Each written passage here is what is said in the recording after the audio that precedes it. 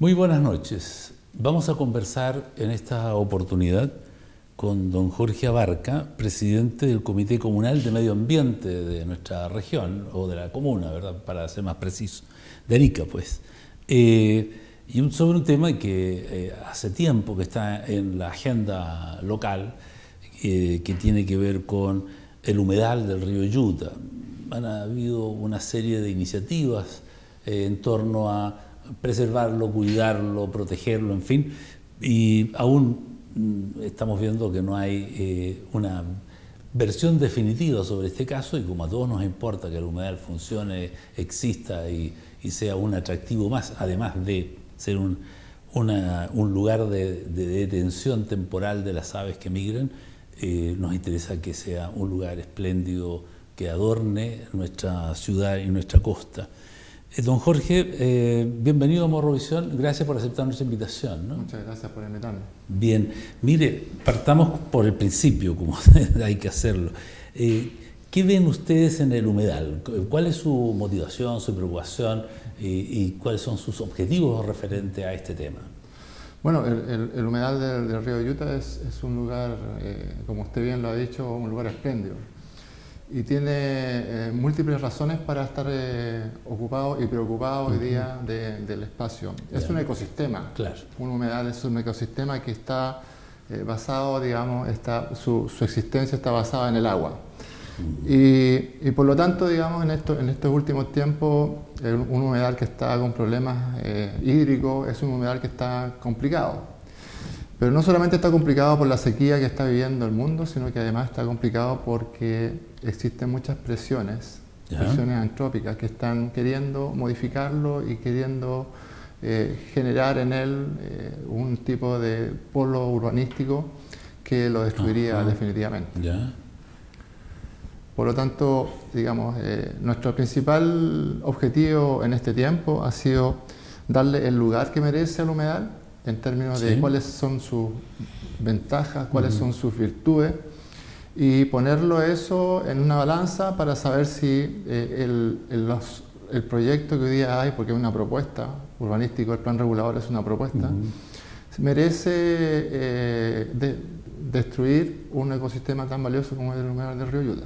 Ahora, lo que yo recuerdo hace algunos meses atrás, se hablaba incluso de ampliar la superficie, por lo menos las autoridades regionales estaban hablando de conservar, digamos, un espacio mayor aún, que permitiría una mejor protección también al abarcar una superficie más amplia.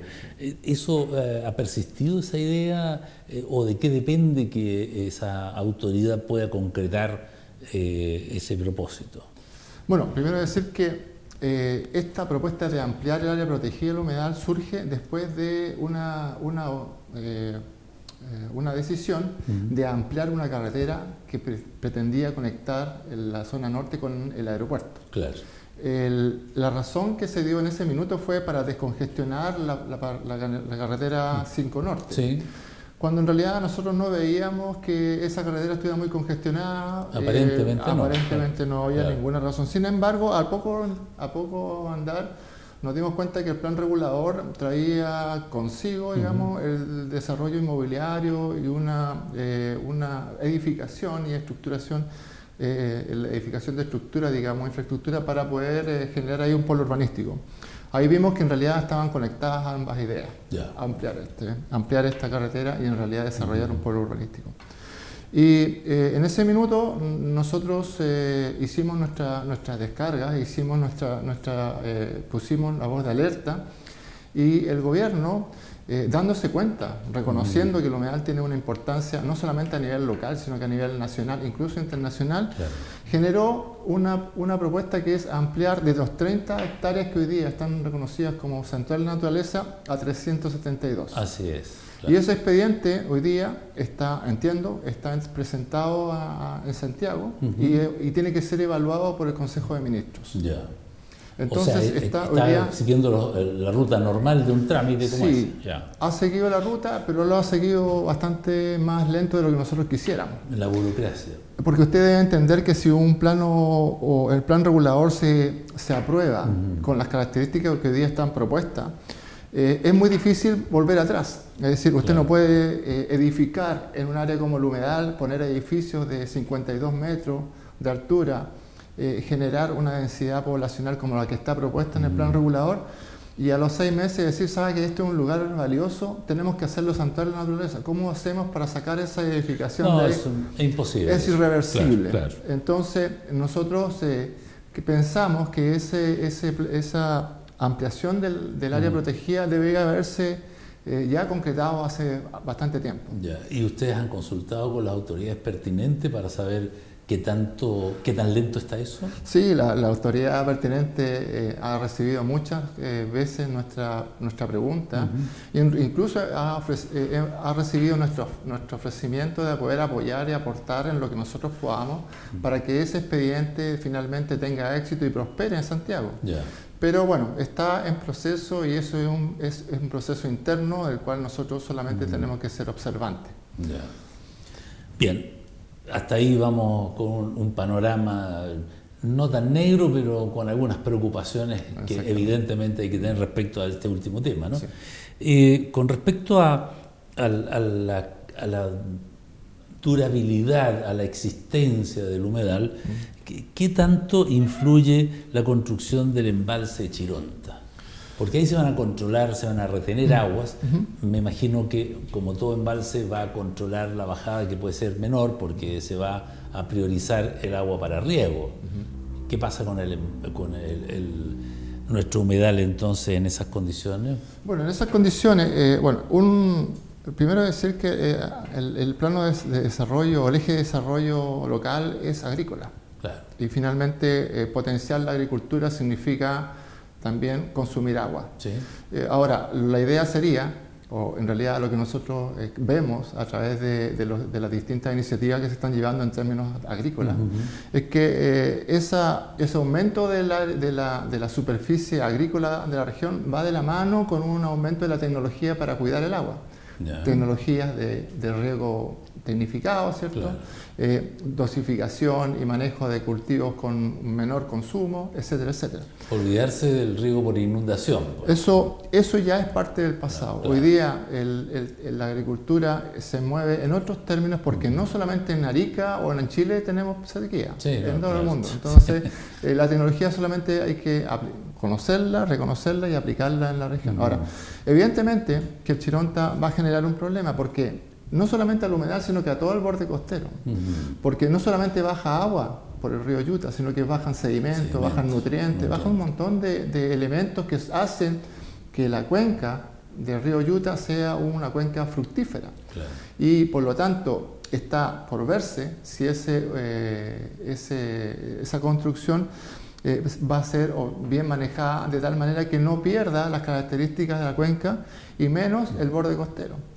Vemos que, por ejemplo, hay algunos casos de chirontas en el mundo en que los bordes costeros han perdido y se han erosionado, o sea, ya no llega arena. Yeah.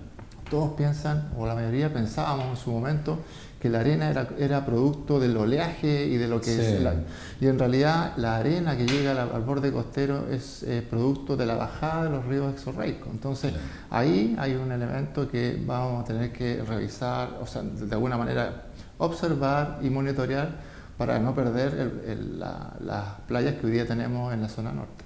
Bueno, una prueba a la vista ocurre cada año cuando baja el río San José y vemos cómo se ensancha la playa de las Machas, ¿verdad? Y gana dimensiones que el resto del año no tiene, porque después el mar va recogiendo y llevándose un poco esa arena. Es impresionante lo que ha ocurrido, como ha cambiado la topografía, ¿no? de la costa estos últimos meses, ¿no? Sí, entonces, bueno, eso que usted está diciendo tiene evidentemente una base real sobre los efectos que producen las bajadas de río. Claro. La diferencia con el río Yuta y el río San José es que ambos traen sedimentos, nutrientes, etcétera, pero San José además trae basura, ¿no? Porque los agricultores se encargan de verter y la ciudad que está... No solo sí, entonces, ahí tenemos otro problema que va a haber que resolver pronto también con el río San José. Claro, lo que usted dice, efectivamente, bueno, lo que uno ve en San José lo ve de una sola vez, en muy poco tiempo. Sí. En cambio, lo que uno no ve pero percibe en el río Utah es que lo va trayendo durante todo el año. Sí. Por tanto, no se nota como se nota en el San José, Claro. que viene y baja todo, arena, limo, todo, y basura, que en realidad es producto de la cultura de botar a la cuenca del río todo lo que no les sirve a las personas. Claro. Ahora, si bien es cierto, el río Utah circula o baja durante todo el año, el volumen de agua, los metros cúbicos que bajan también fluctúan durante el año. Sí. Pero eso las aves, ¿verdad? Y la flora que hay en el humedal lo conocen, lo saben, por algo lo utilizan adecuadamente, ¿no? Sí. La naturaleza en eso es sabia y tiene un control.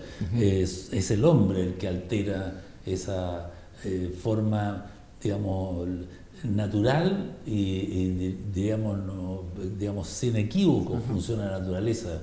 Ella sabe controlarse a sí misma y al mar, al aire, al fuego, en fin, a los bosques, a la montaña. Todo lo telúrico funciona ahí, porque esto somos un planeta en constante movimiento, además, y para qué decir de Chile con los temblores y terremotos, como está modificándose constantemente nuestro país, ¿verdad? Se modifica, cambia, en fin, la Tierra evoluciona constantemente. Es dinámico todo. Es dinámico, usted lo ha dicho. El humedal también es una entidad dinámica. Si disminuye el agua, digamos, de manera importante, vamos a tener, vamos a estar presentándole una dificultad a las aves migratorias, para empezar, que es uno de los factores que allí se está protegiendo. ¿Qué sería en ese caso si eso ocurre y el embalse Chironta de verdad retiene demasiada agua y no permite que esto fluya y tenga una vida, digamos, normal, entre comillas, porque el embalse ya es algo anormal para la naturaleza y el origen de esa forma que tenemos de cuencas y de ríos, ¿no? Bueno, efectivamente el Chironta va a traer muchas dificultades, porque el agua superficial va a disminuir, evidentemente, pero existen napas subterráneas. Y esas napas subterráneas hoy día hacen que lo que nosotros conocemos como área protegida del humedal no sea solo eso el humedal. Claro, el humedal hoy día son más de 300 y yo diría hasta 400 hectáreas que están en el borde norte. Y afloran. Y afloran, exactamente, y mantienen toda esta carpeta verde que uno observa y que en realidad genera todo lo que nosotros consideramos que es un humedal. Claro. Por lo tanto, ¿qué pasaría si el Chironta se construye? Bueno, van a haber dificultades, pero hay formas de equilibrar esto a través de la aplicación, o en realidad a través de la reflexión activa de todas las entidades que tienen que ver con la construcción o la construcción de esta ciudad. Sí. Nosotros perdemos diariamente y por segundo 100 litros de agua por el emisario. Ah, claro. Si nosotros tuviéramos la voluntad de poder rescatar esa agua, seguramente tendríamos muchas más áreas verdes en esta región. Seguro. Por lo tanto, la construcción de un Chironta no es definitiva, pero sí es complicado para el humedal, porque podrían haber otras alternativas. Lo más preocupante hoy día en relación al humedal es no reconocerlo como un espacio internacionalmente valioso para incluso disminución del cambio climático. Claro. El humedal hoy día es un lugar donde concentra el 30% de las especies de Chile. Chile tiene 500 especies aproximadamente y alrededor de aves. Solamente de aves tiene 500 especies y ahí uno puede encontrar más de 180 durante todo el año. Un porcentaje importante de aves que están ahí son migratorias, como usted bien lo ha dicho. Claro. Y lo más preocupante de todas estas características que dan importancia al humedal es que Chile ha suscrito un montón de compromisos. El Estado tiene compromisos con respecto a las aves migratorias. Es decir, se ha comprometido internacionalmente a poder mantener y proteger aquellos espacios que sirven para estas rutas migratorias. Claro. Se ha comprometido además a través del convenio Ramsar de mantener los humedales en Chile. Se ha comprometido el gobierno a poner dentro de los 40 humedales en prioridad el humedal del río Utah. Chile tiene alrededor de 15.000 humedales en el sur. Sí. Nosotros solamente tenemos 3. Y de esos 3 queremos construir uno encima, ponerle una carpeta asfáltica y hacer un polo de desarrollo urbanístico en los únicos 3 que tenemos aquí, que es el más importante además.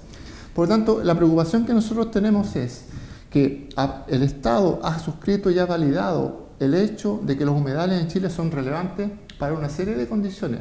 Los beneficios ecosistémicos son disminución del CO2 porque lo captura, producción de oxígeno porque lo libera a través de la vegetación, captación de agua natural, ¿cierto? Para poder mantener la biodiversidad. Y además una barrera natural ante un tsunami que ya nosotros estamos amenazados. ¿Hace cuántos años que vamos a tener un terremoto? Desde el último, de 1800 y tanto. Ya viene otro más. Entonces ya estamos amenazados que algo va a suceder. Y resulta que los lugares en el mundo donde han sacado los humedales generan un tremendo perjuicio. En Asia hace poco hubo un tremendo terremoto y un tsunami, ¿cierto? Que generó miles de muertes, y esas miles de muertes se produjeron justamente en los sectores donde no había humedal, donde lo habían retirado, donde habían hecho edificaciones encima de él. Claro. También se recomienda, y acá producto de las experiencias que tenemos con los problemas de movimientos telúricos, sembrar bosques, árboles en la costa, porque ayudan a retener y a contener la violencia del mar cuando asume esa condición de inundación, pues, ¿no? Entonces, y salva vidas, en definitiva, ¿no? Claro. Bueno, mire, don Jorge, para redondear el tema, las problemáticas que están dentro o en el entorno de la conservación, protección y cuidado del humedal que tenemos allí, ¿están resumidas en lo que hemos conversado o hay algún otro aspecto que a ustedes como grupo dedicado a este tema les preocupa, les inquieta? El Comité Ambiental Comunal, que yo presido en este periodo, está muy preocupado porque efectivamente dentro de poco se va a aprobar este plan regulador. Nosotros hoy día, en la mañana, hemos entregado unas observaciones que están fundamentadas técnicamente y también socialmente a través del apoyo de muchas agrupaciones de la comuna, en relación a que en este lugar, el humedal del río Yuta, se pretenden aumentar la densidad poblacional a 1.200 personas por hectárea. Eso significa que en alrededor de 16 hectáreas se van a instalar, o se podrían instalar 50.000 o 60.000 personas. Estamos hablando de edificios, entonces. Edificios de 50. No de casas. No, de ninguna manera. Claro. Y tampoco serán casas sociales. Sí. O sea, no vamos a resolver un problema social con el humedal, vamos a aumentar un negocio que tiene que ver con inmobiliario. Entonces, nuestra preocupación hoy día la hemos hecho ver a través de una serie de observaciones y que hemos entregado formalmente hoy día en la mañana al municipio.